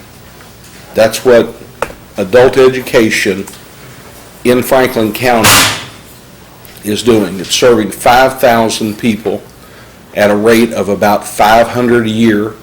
We're graduating 114 2 days from now. When you think of us as a small program, you're right, but when you think about us graduating 114 people, and if I'm not mistaken, the last number I heard for the Frankfort Independent Program, wonderful school, but that program graduates 70 people on average, if my numbers are correct. So by that standard, we are making a huge impact, and that's what we came to tell you. Your investment, without the huge numbers of economic impact. Your investment, every dollar, is returning to this community $99. That's what these figures show. So we came to thank you, we came to inform you, and we hope that you feel you're getting your money's worth. Thank you all. Do you have any questions for us? Okay, thank you very much. Mr. Turner. I just want to thank Mike and Barry for coming and giving the presentation, and certainly I know I appreciate all the work that Thornhill does and that you all do on a daily basis, and keep up the good work. Thank you. Thank you. Thank you all so much. Nice work. You know, in another time, another world, 36 years ago, I was writing a federal grant to get some support to this type of effort. No, but I mean, I'll never much. But I recall at that time, you just triggered a thought here, that Kentucky, in the quarter of the 1970 census, if I recall correctly, Kentucky was at the bottom of the nation and the number of high school graduates that we had. Yes, sir. And with the number of age 24 and above, I beg your pardon, age 24 and above. And I believe we were something like 38.5, 6, or 7 is what it was. Now I know that we've improved, it's gone along, but everybody else is improving too. You would be proud to know that as of about 3 years ago, Mississippi was the only state with a higher number of lacking diplomas in the nation. And over the past 3 years, Kentucky has risen to its current ranking of 17th in the nation for provision of adult education. And being a program of excellence, we're in the top 20% of that 17 percentile. So this community has something truly fine to be proud of. And we are the only non-government sponsored adult education program in the state. So. Okay, well, thank you all. Thank you. Thank you all so much. Mayor? Yes. If I could, before we move to the next agenda item, if I could ask one more question of staff about a previous item. Just came to my attention when I went out to the hallway to grab my packet. Because I'd heard this rumor, and it was just repeated to me. A number of city employees there's this rumor circulating that at the end of this fiscal year, we're going to return $2.4 million from this year's budget. It's a very specific number. So I guess I'm curious to know if is there any truth to that? That's a question for Fred or Steve, I guess. First I've heard, I'd be glad to see $2.5 million. Yeah, I know, I would too. Lots of employees. Mr. Dawson, did you hear what the question was? There's been speculation that the city might return $2.4 million back to the budget at the end of the year. Do we have any idea where that's even coming from? I don't know. Okay. There's a world of gossip out there in Frankfort. Just so we clarify, well, because a number of employees are concerned that, I mean, why are you cutting benefits when we're about to return all this money to the, and I didn't think that was the case, but I just wanted to confirm. Confirm on the record. There were lots of things I'd be doing differently if we were returning $2.4 million. Just wanted to clarify that on the record. Thank you, Mayor. Okay, thank you. All right, now the next item for discussion, Mr. Goins. Thank you, Mayor. We have an idea, a project that's has been discussed some by the Walk Bike Frankfort organization, and they have met with our public works staff, and this goes back to what was mentioned earlier in our meeting about the possibility of sidewalks on Shinkle Lane. So Mr. Jim Call is here with us. Thank you, Jim, for being with us tonight and waiting to discuss this. Thank you for having me.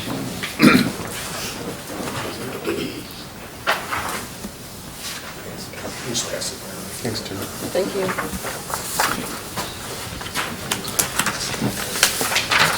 As the city manager said, I'm Jim Call, and I'm representing Walk Bike Frankfort.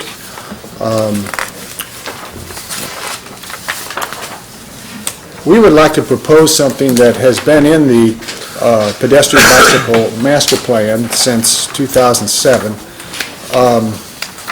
But as we've examined that plan, this priority project comes further to our attention because of the safety issue involved. What we'd like to propose is that the Public Works Department be authorized to use municipal aid funds, which it already has, to construct a new sidewalk on the east side of Schenkel Lane from East Main Street to Schenkelwood Drive. And that's indicated on your map. We recently did a survey of the Schenkel Lane area. As most of you probably know, it's a narrow, high-traffic road, and there's significant pedestrian use.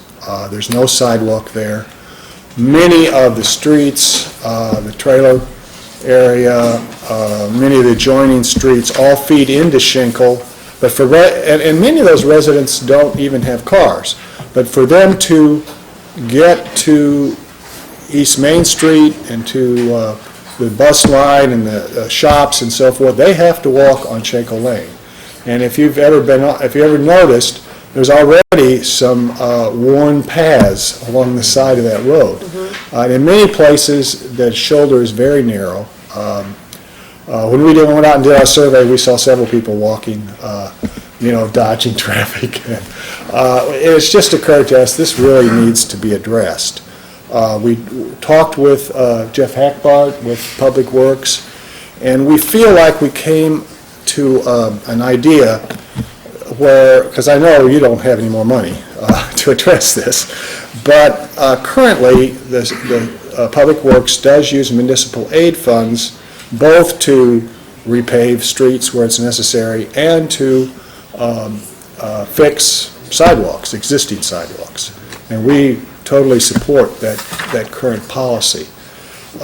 But in the case where there's such a strong safety issue, we would like to add, an exception to that policy that the municipal aid funds can not only be used to fix existing sidewalks, but also, in this case, to create a new sidewalk because of the safety issue. Our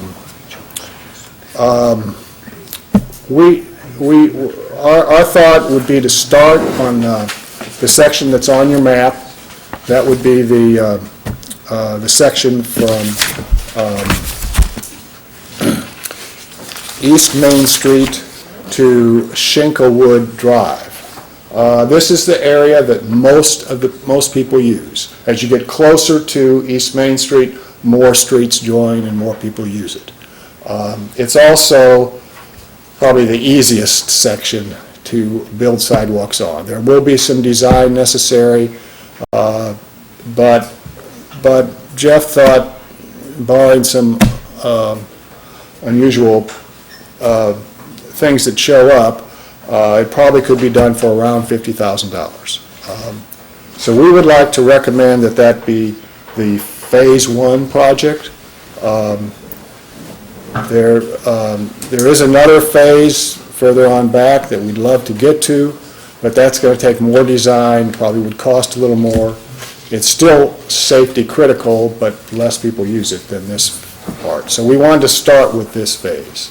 And so that's what we're asking for, just that you allow Public Works to use municipal aid funds for this project as well as improving sidewalks like they do now.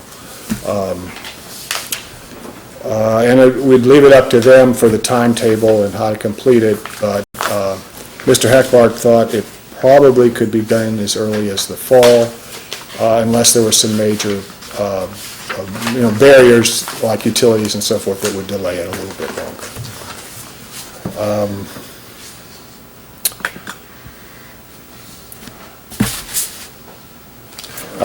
Are there any, I think that's all I have. Are there any questions? Okay, thank you very much. Mr. Goins, they said they've had meetings with different ones. What's the feedback we get? Well, actually, I've got a couple of questions, if I Okay. may. Oh, yes. You say there's an S in Mr. Hackbart, maybe this question would be to you, but He didn't hear you. I think he did. Okay. I think, Jeff, did you hear me? Pay attention to this. This may be a test. Are you saying the project could probably be completed for about $50,000? This first leg. The first leg, step one or phase one?